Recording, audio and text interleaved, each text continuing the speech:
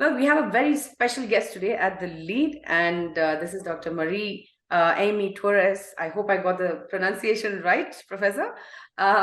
She's a French development economist, and she's joining us from Kuala Lumpur. She had set up and directed the Manchester Business School Worldwide Malaysia branch from 2006 until the end of 2010, and she's also served as a senior research fellow at the University Malaya and the Institute of Strategic and International Studies in Malaysia, which is a leading think tank. And she has also held the position of International Academic and Southeast Asia Academic Director for Strathclyde Business School MBA, and she has also worked with SP Jain in Singapore. Now, she is an expert, she is the foremost expert, and if I could say that, on the Asian financial crisis of 1997. In fact, in 2003, she co-authored a book which is called The Tragedy That Didn't Happen, Malaysia's Crisis Management and Capital Control. So thank you so very much, Dr. Marie, for joining us today. Now, as you know, Dr. Marie and I have been speaking about this. She concurs that a lot of people today don't really know about what the Asian financial crisis actually was, how it unfolded, and what caused it. Professor Marie, would you take us through this, please? What exactly happened during the 1997 financial crisis? So first of all, thank you, Sandhya, for this kind introduction and indeed a good summary of my professional journey. I was actually based in Malaysia for research, working for ISIS in public policy until 2 weeks before the Asian crisis broke in Malaysia. And then when I saw how the thing happened and knowing very well the country and the region, I decided to take a stand about what was said about how it has happened and who was the culprit and who was at fault. And I decided to write this book, which you have mentioned, which was published by ISIS in 2003 about the financial crisis. So you are very right. For some of us, it looked like it was yesterday, but for the young generation, this crisis, which has happened in 97 and 98, is rather far. And some of our younger students and people around were not born. But it's a very important crisis because it was an opportunity. It led to an opportunity in the region to completely reset the financial and the banking system in many, many countries who have been attacked by that particular crisis. So what happened, this is your question, this crisis happened at a time after many, many years of building up of the emerging market in this region. It became the factory of the world, especially for government. It was a leading region where everybody was looking at, and especially for investment. There was no other place at that moment to put the money. The US especially was flooded with money, and the investors were looking where to put that money. And Asia became that destination. The problem is when you have a lot of money, you become more less careful about where you invest. Okay, so I would say proper due diligence, proper project analysis are not always done. And if you look the West compared to Asia, we are very, very far. So there was also a lack of knowledge about what this region was all about.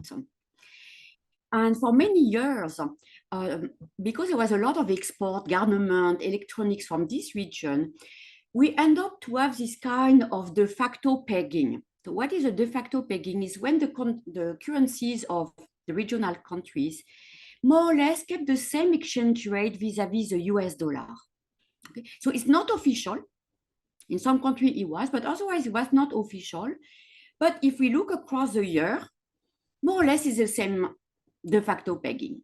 So the investors were not really worried about this potential exchange rate or currency issue. They invest. And the second key point to remember is when they invested, it was in US dollar. Okay, and when the country in the region borrow money, because it was very easy to borrow money, and it was cheap with low interest rate, they borrow in US dollar. Okay, they didn't borrow in foreign currency, in local currency, but in US dollar, because anyone was willing to give them. Right. The return was supposed to be 10, 20, 30%. Okay, so the money was flowed and flowed and flowed until there are some issue around the currency. So we are talking really the start of this financial crisis started with a currency issue, and more precisely a currency attack. Meaning you have some investor which start to believe, not investor, speculator, who start to say, well, there is so much money, so much borrowing, that at some stage, something is going to happen. Okay, and when we say something is going to happen, is vis-a-vis the exchange rate. Okay, so how does this work? Is at the moment, the US dollar was very stable vis-a-vis the other currency. But this stability, the central bank can, in a way, keep it. You know, if suddenly your currency start to devaluate, your central bank will quickly buy it, and by doing this, it will reevaluate. Okay, right. So how do you do this? Is by using your own reserve. Right. So you have some own reserve in US dollar, and when your currency goes down, you buy more. So it's like there is more demand for it, and automatically it goes up. Okay, so when some speculators say, okay, those banks, central banks have foreign currency, but they don't have that amount of foreign currency. So how do? They start to speculate, they start to attack the money. Okay, and then quickly, the central bank are going to try to repeg it, you know, to buy back their currency to keep the level. They try another time. More currency are used by the central bank to bring back at par. And then they realize slowly, the central bank foreign reserve are depleting. So this means there will be a time when the central bank will have no more money to buy back. Right. Okay. So this is how it started. The speculator start to attack the Thai Baht. Okay. Attack. So the central bank start to buy back. But after a while, suddenly there was no more foreign exchange to buy back. Right. Okay? So what the speculator did, they knew more or less how long the central bank will be able to sustain. So they attack until they knew the central bank will completely have to let it go. Okay, and this is how it started. It's by currency attack, by speculator. Okay. So the minute you have this kind of attack in one country, the region been more or less assimilated as one, the very far away investors either are speculator, and then what they say, okay, what we could do, or what some other, like Soros, did in Thailand, we can do the same in Malaysia, we can do the same in Korea. Okay, so it was like a first mover advantage. But then when everything starts to collapse, we are talking about 40%, 50% of currency drop. Okay. What does that mean for the common man? So it's quite a lot. It's quite a lot. So all the investors and other speculators start to panic. Say, oh my God, how are we going to deal with this? The value goes down. And so then you start to have a fleet of all those speculators and money investor. And what does it happen in economy? When everybody is selling back the currency, you just push the currency further down. Yeah. And then it became a self-prophecy. So you had the start of really currency speculation and attack, which was followed after by herd behavior. Right. The people. So this is all the foreign perspective. The local perspective, that's why the second part of the crisis became a banking crisis. Okay. Because all those banks borrow in US dollar. So when your currency start to lose 50, 60% of its value, what you own as 1,000 became 3,000 or 4,000. But you already have no more business. And what you have to pay back is 4 times what you have borrowed. And that's why one after one, you have banks who went bankrupt, company who went bankrupt, and that became a banking crisis. And then when the companies start themselves to be bankrupt because they cannot pay back, they start to lay off people, close shop, etc. And then it became an economic crisis. So that's why it was really huge. It was regional, and from currency crisis became a banking crisis, became an economic crisis. So that's how it started and unfolded. So approximately how many people would have been affected by this whole crisis, at least in Malaysia? So the numbers are still not sharp and clear. But a lot of people have lost their job. A lot of companies, we were talking at the peak of the crisis where it was a daily basic closing company on a daily basic. And that's why for Malaysia, it was getting very, very urgent that the then Prime Minister, Tun Mahathir, find a solution. Because as you know very well, Sandhya, in Asia, there is no safety net. Right. You know, in some countries you have, but in Asia, there is no safety net. So our countries are made of a lot of family business, small business. Right. And when you start to close shop, that's it. So there was a lot of issue. People couldn't buy milk for feeding the babies anymore. He had a very, very high impact, as well as in Indonesia. Right. He ended up in some riot, etc. So the impact was really massive. Wow. Okay. Now you spoke about the then Malaysian President Mahathir Mohamad. He had called out, like he was very vocal against George Soros's role in shorting the Thai Baht. And as you said, this led to a financial crisis, which led to a banking crisis, which led to an economic crisis. Can you tell us more in detail what Soros's role actually was?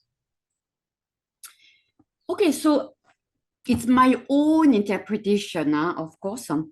But at that time, Mahathir was a very patriotic, nationalist prime minister, really had this kind of stance where he blamed the outsider for the crisis. And I would say the speculation did come from outside for the whole region. But we should keep in mind that some locals also benefited. Some locals did also speculate, so we should not be so black and white. Okay, but Soros was a big name. You know, there was many of. Let me tell you, Citibank was deeply involved in speculating. Oh. Okay, so we should not just focus on one person, but he was known. He was known for this bank. He's been coined as breaking the Bank of England. So it was an easy target and scapegoat. You know, for Matthias to say, okay, this is guy like Soros. So in the financial crisis, when we are talking about this speculation and all this, you need to be very careful here, Sandhya.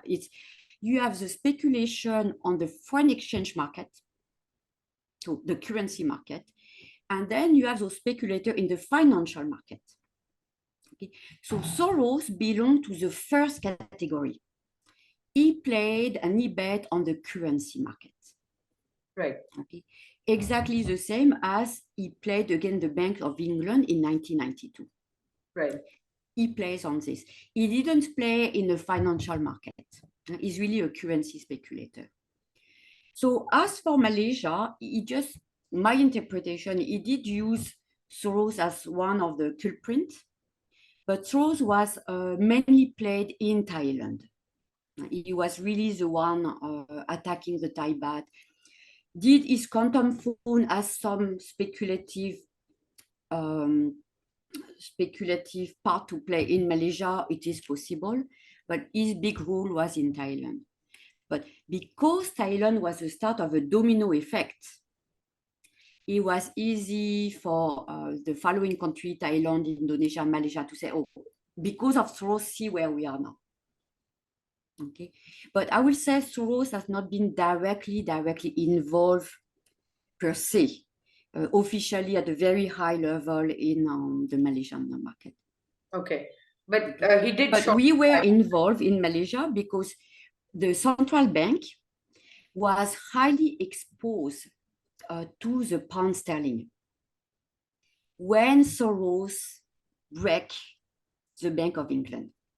So because of Soros, the Central Bank of Malaysia, Bank Negara Malaysia, has been exposed and have lost quite a lot of money on the pound sterling. So that's why also there is this a bit of animosity between the then Prime Minister Mahathir, because Malaysia has lost a lot of money on the pound market because of Soros. So you see how it is connected. Yes, I understand. So Malaysia got affected during Soros's shorting of the pound in 92, as well as the shorting of the baht in 97. Yes. Okay. So both were indirect, but Malaysia both time was part of those those who faced. Yeah, I think in Indonesia there were protests, large-scale protests. Oh, yeah, there were protests, you know, but the protests were more about in the region. So are you recording? Yes, okay. Yes. I'll ask you the question again. Yeah. My next question, Professor, what was the human cost and the scale of the human cost across the Asian countries that were, caught up in the financial crisis of 97, 98? So of course, as any crisis. So as I explained earlier, Sandhya, he moved from currency crisis, so that hit really the speculator. Then he moved to the banking crisis. So he hit the bank with whatever layoff this can mean. He hit the companies, and then he ended up to be an economic crisis. So the minute anything become an economic crisis, that start to touch the layman, like you and me. So a lot of people lost their job. As I said previously, there is no safety net. So some country has put in place a little bit of help, but the country, I mean, we are talking about macroeconomic trying to help microeconomics, but when the coffers are empty, how do you want to help? So from an Asian perspective, what many governments see as an aggravation of the social impact just due to the crisis is the remedies who has been given. And that remedy is where Malaysia stands out compared to the other country. And what I'm referring here to is the IMF, International Monetary Fund, who usually come to rescue financially any country who are facing exchange rate balance of payment issue. So that was the case into the region. But one thing which is about the IMF is there is no free lunch. There is always some constraint, some criteria to meet. A bit less now because I've learned and because of COVID, things have changed. But during that time, you want to have a loan from the IMF, you have to do this, and this. Such as raise the interest rate, lower the salaries of your civil servant, close company, etc. And that was very, very harsh on the entire region. Whatever country have accepted the IMF help, we are talking here about Thailand, South Korea, Indonesia, face massive social issue because it was too harsh. They didn't take into account the social context.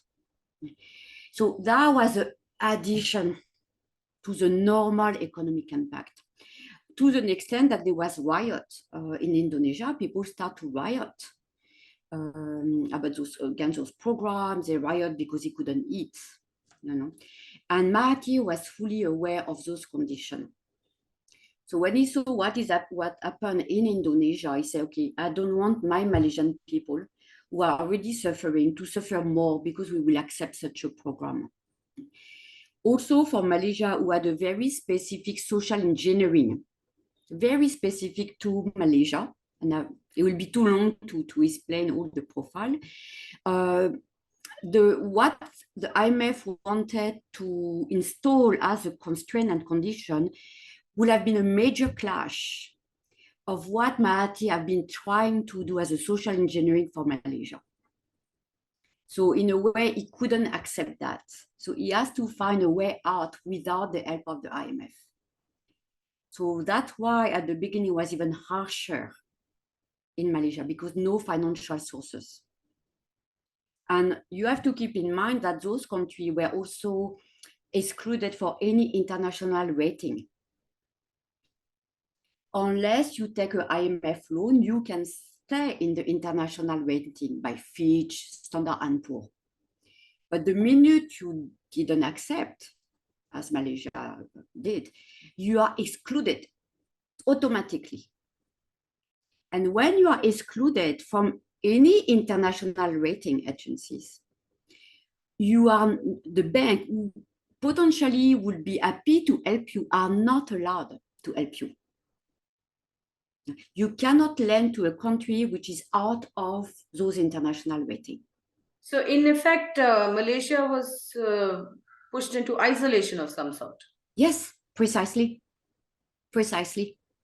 So more or less the only help they got was Japan, who has been always a friend to Malaysia, and a very long-term relationship between Japan and Malaysia. But otherwise, they were completely excluded for any potential financial help. So that was really tough. And that's why Malaysia has to move very, very fast vis-a-vis dealing with the social impact you are referring, Sandhya. Okay. Yeah. Let's come back to George Soros. You said that he is not, he is a convenient scapegoat for Mahathir Mohamad, but George Soros has done similar things before.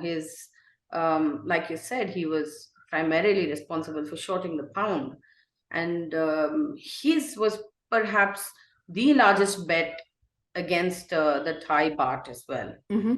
So, is there a point here of speculators? I mean, speculators are there to make money. That's fair enough, but at what cost? Isn't that a question that should be asked?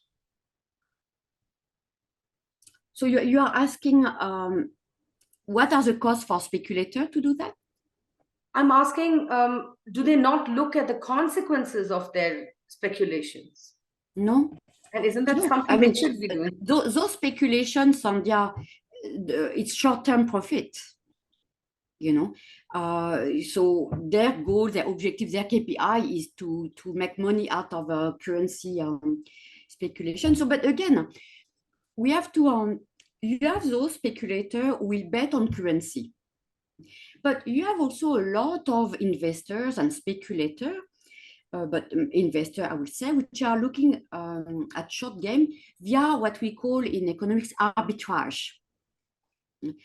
And then they play with the interest rate differential. Okay. But usually the majority of this kind of arbitrage have some financial productive objective. So this is pretty legitimate, okay, when we go on arbitrage. But when it's really linked to speculating and betting and no, their primary objective is to make money out of this. So no, they are absolutely not concerned about it.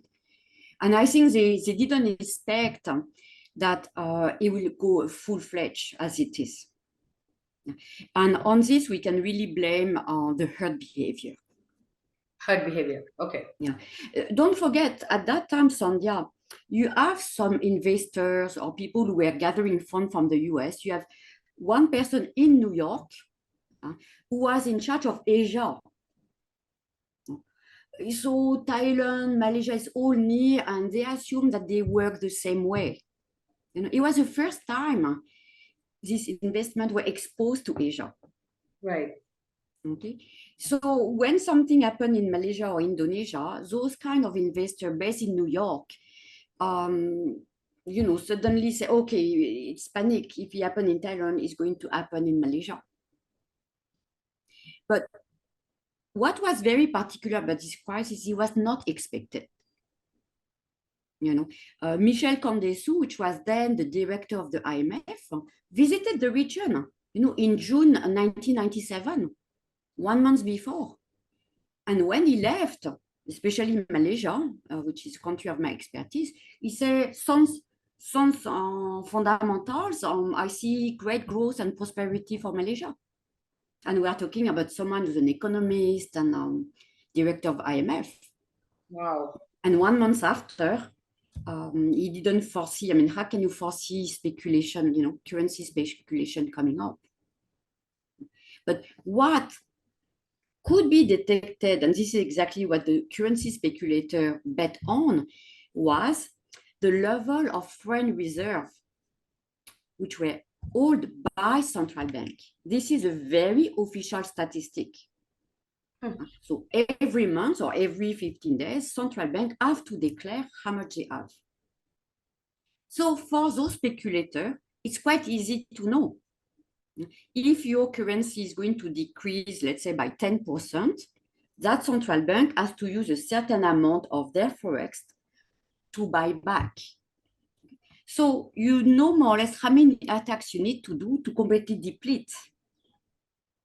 Okay, so this is where I will say it was a bit of an easy game for them. And this is exactly what Soros did in 92 with the Bank of England. You know, he pushed until the bank has no more foreign reserve to defend the pound sterling. Wow. So it was very big. It was really big. And on this one, he made about 1 billion US dollar profit out of it. So so if he wants to decide to bet on the Indian rupee, he has the knowledge to do so. Oh, wow. I hope he doesn't think Has the about that knowledge, now. but you have to keep in mind that for currency speculation, this does not work very well when you are working on a floating exchange rate. Okay. Meaning your exchange rate varies every day according to the demand and offer of that particular currency. Right. The best playground for those speculator, currency speculator, is when you have a peg or a floating band. Right. So you know that within this, or to keep the peg, the central bank every day has to act selling or buying foreign reserve to keep that peg. So once you know how firm and how strong and reliable is the central bank, and when you know how much is the level of foreign reserve, then you know how long it will take you to push it out. So this is also why I think recently the Chinese government also warned George Soros against betting on the renminbi. Yeah, because China is in a floating, is in a managed peg. Right. So he used to be in a fixed peg, and slowly under various American pressure, they have a floating peg. So it's meaning the renminbi can float within a snake. Okay, but what is difficult about China is we don't know what is a basket, the anchor basket of the renminbi. Okay. So it's very difficult to speculate. And China, you are not, there is no free capital flow. So this is something which will block the investors. Okay. You bet your money, but you cannot take your money out. Okay. So it's not, and that's why Malaysia end up using capital control. Okay. So Because that's the the minute remedy you for use this. capital control, whatever benefit you earn from speculating on the stock market or currency, it's stuck in Malaysia. Okay. So then people are no longer interested. So China has this kind of background setup, which prevent them from heavy speculation or speculation. Okay. Yeah. All right. So my last question was actually going to be about how Malaysia managed to put in place systems and controls that would prevent uh, such a thing from happening again. So I think you've already answered that in part. That's a good question because we never know. But the systems they put in place to work out and recover in 97, there is only one thing which is left. They've put a lot of things in place, capital control, a special vehicle for restructuring bank, etc. It's a de-internationalization of the ringgit. So what does it mean is you cannot buy the ringgit at any airport. Okay. So for Malaysian, if they travel, they need to exchange their ringgit into the foreign currency before they leave the country. Ah, okay.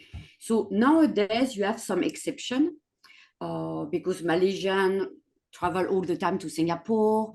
They have a lot of foreign workers from Bangladesh, from India. Yeah. So you have some money changer. We now accept ringgit. Okay. But you go to the West, you cannot find ringgit. Okay. So this is the last vestige of the financial crisis. Wow. Now, what they did and what overall the entire region did is they took this opportunity to completely restructure their banking system. Okay. They consolidate here, they put regulation in place. And so if this happened, they will be much, much, much stronger than 20 years ago. That's really good to hear. I'll ask you a very hypothetical question. If people like George Soros and other currency speculators had not shorted the baht, would the financial crisis have happened, or would it have been a sort of, country by country, sort of, I don't know, collapse of some systems that didn't work? That's a good question.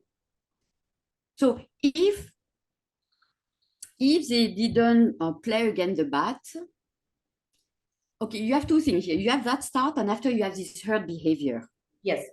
If we didn't have the herd behavior, whether this will have happened in other country, not necessarily.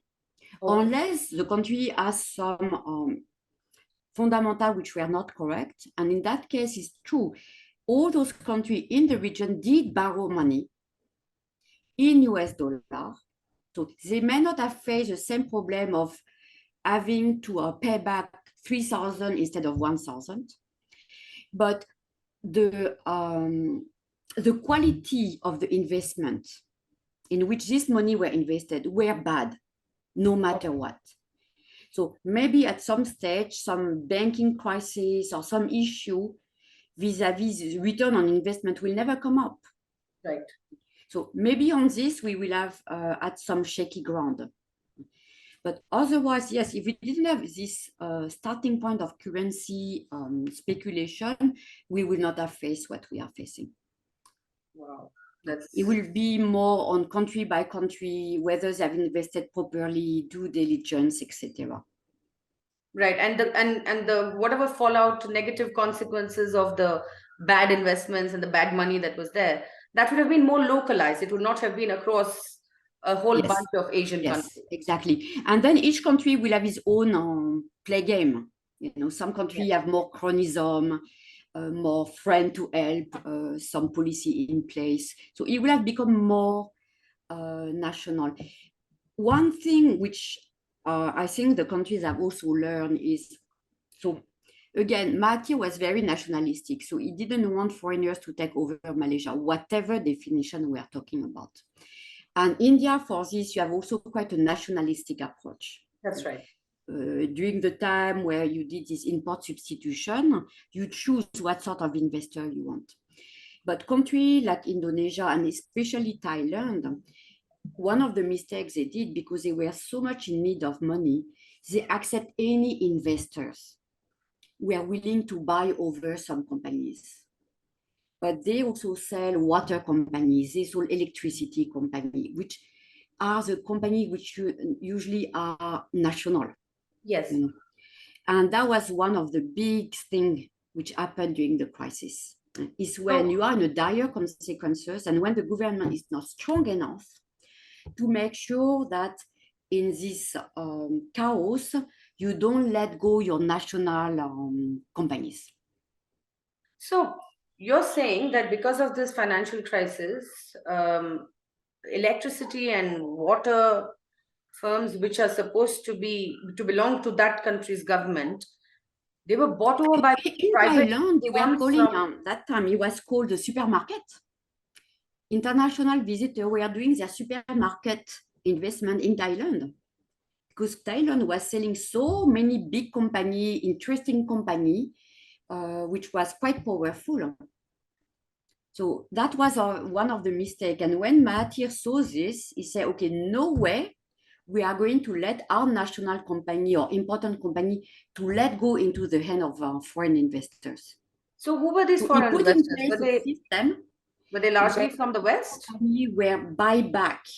It's a bit difficult and complicated system to explain here, but he put in place a system. So those companies managed to sustain within a closed system within Malaysia and never needed external fund. Oh wow. So So that was something extremely good. And this was used as an example by many, many African countries. wow, okay. Let me just get this straight. So in countries like Thailand and Indonesia, government owned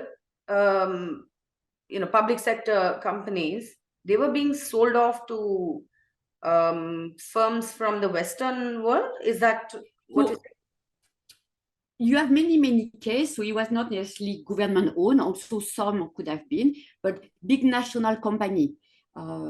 Maybe the equivalent will be Tata. right? Okay, so those GLC, this kind of company, they really needed money, and they need to save those companies. So they were willing, it's a wrong approach. It was a wrong approach, but they were willing to, okay, anyone who want to buy, and they were sold very, very cheap, especially when you come with US dollar. Yes.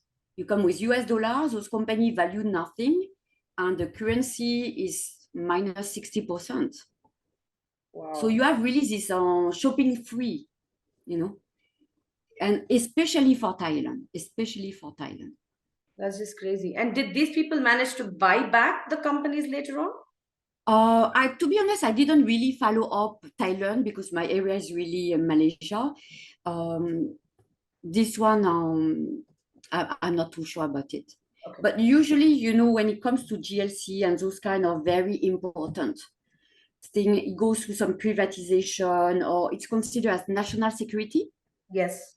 And the minute the government claims that the company is national security, legally they can buy back or get back under the government policy. Okay. But obviously at a premium, right? Not at the price that they bought it for. Yes.